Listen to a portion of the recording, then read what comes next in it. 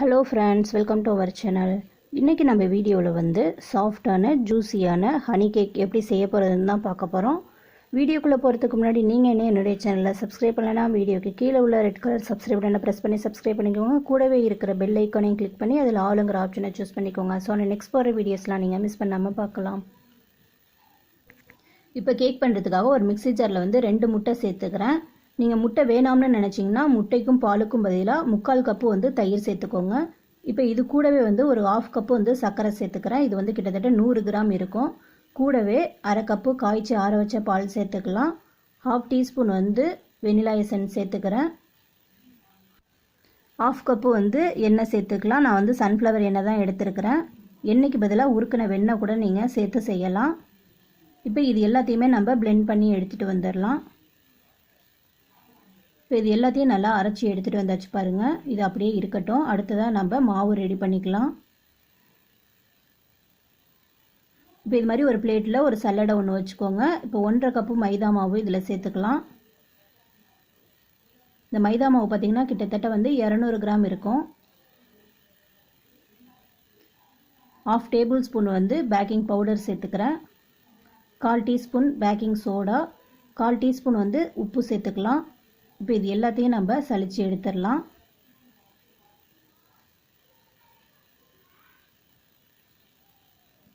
இப்போ ஒரு பாத்திரத்தில் நம்ம ஏற்கனவே பிளெண்ட் பண்ணி வச்சுருக்கிறத சேர்த்து விட்டுருங்க. கூடவே நம்ம சலிச்சு வச்சுருக்கிற மாவையும் இது கூட சேர்த்து விட்டுடலாம்.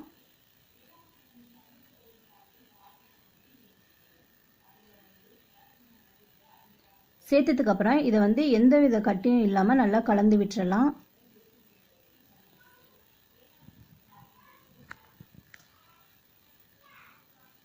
பாருங்கள், இந்த மாதிரி கலந்து விட்டுருங்க. இப்போ கேக் மாவு வந்து தயாராகிடுச்சு.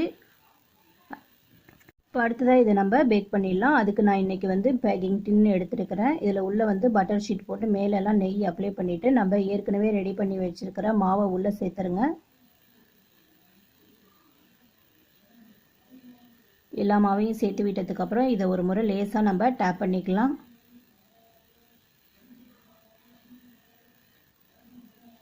இப்போ அடுத்ததாக அடுப்பில் ஒரு கடாயை வச்சு கூடவே ஒரு ஸ்டாண்டு ஒன்று வச்சுக்கோங்க. ஸ்டாண்டு வச்சதுக்கப்புறம் இதை ஒரு மூடி போட்டு நம்ம மூடி வச்சுக்கலாம். ஒரு 10 நிமிஷத்துக்கு நம்ம இந்த கடாயை வந்து ஹீட் பண்ணிக்கலாம். இப்போ கடாய் ஹீட் ஆனதுக்கப்புறம் அடுத்ததாக நம்ம ரெடி பண்ணின கேக் டின்னை வந்து உள்ளே சேர்த்துடலாம். சேர்த்ததுக்கப்புறம் ஒரு மூடி போட்டு நம்ம மூடி வச்சுக்கலாம். இது கிட்டத்தட்ட வந்து கேக் ரெடி ஆகிறதுக்கு 45 நிமிஷம் ஆகும். அது வரைக்கும் நம்ம வெயிட் பண்ணலாம். அடுத்ததாக இதுக்கு தேவையான சுகர் சிரப்பு வந்து ரெடி பண்ணிக்கலாம். இப்போ அடுப்பில் ஒரு பேன் வச்சு ஒரு 1/4 கிளாஸ் வந்து தண்ணி சேர்த்துக்கிறேன். 1/4 கப்பு வந்து சுகர் சேர்த்துக்கோங்க. இப்போ இது லேசாக கொதித்து நல்லா சர்க்கரையெல்லாம் நல்லா கரையட்டும். இப்போ இது கொதி வந்ததுக்கப்புறம் அடுப்பை ஆஃப் பண்ணிவிட்டு சுகர் சிரப்பை வந்து ஒரு பாத்திரத்தில் மாற்றிக்கலாம். இப்போ அடுத்ததாக நம்ம ஜாம் ரெடி பண்ணிக்கலாம். இப்போ அதே பேனில் வந்து 2 டேபிள் ஸ்பூன் வந்து கிஷான் ஜாம் எடுத்துருக்கிறேன், மிக்ஸ்டு ஃப்ரூட் ஜாம். இப்போ இது கட்டி இல்லாமல் நல்லா மிக்ஸ் பண்ணி விட்டுருங்க.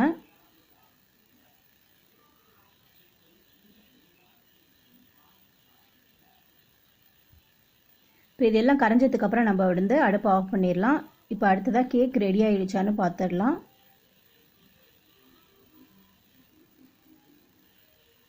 கேக் ரெடி ஆகிடுச்சான்னு பார்க்குறதுக்கு இது மாதிரி டூத் ஸ்டிக்கை வச்சு பார்த்திங்கன்னா அது வந்து நல்லா ஒட்டாமல் நல்லா நீட்டாக வரணும். அப்படி வந்துருச்சுன்னா ரெடி ஆகிடுச்சுன்னு அர்த்தம். இப்போ எல்லா பக்கமும் நல்லா வெந்துருச்சு பாருங்கள். மாவு நல்லா ஒட்டாமல் நல்லா நீட்டாக வந்திருக்கு. இப்போ ஆறுனதுக்கப்புறம் நம்ம வெளியில் எடுத்து வச்சிடலாம். இப்போ இது சுற்றிலும் நம்ம கத்தியை வச்சு இது மாதிரி எடுத்து விட்டுக்கோங்க.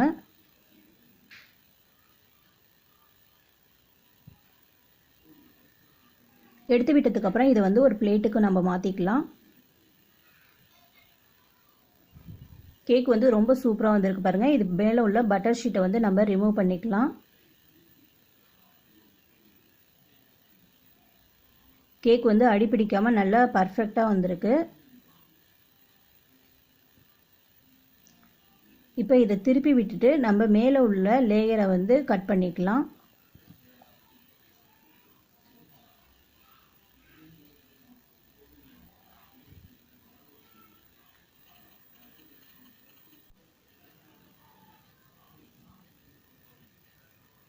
இது மாதிரி சின்னதாக கட் பண்ணதுக்கப்புறம் ஒரு குச்சி வச்சு எல்லா பக்கமும் ஒரு ஹோல் போட்டுக்கலாம்.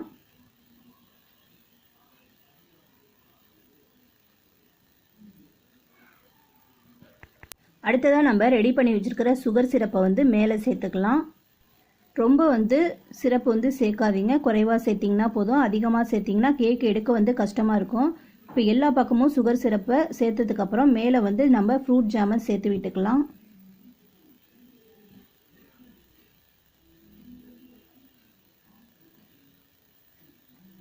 ஜாம் சேர்த்ததுக்கப்புறம் மேலே தேங்காய் சேர்த்துடலாம். டெசிகேட்டட் கோகோனட்னா அப்படியே சேர்த்துடலாம். ஃப்ரெஷ்ஷான தேங்காய்னா வறுத்துட்டு சேர்க்கணும்.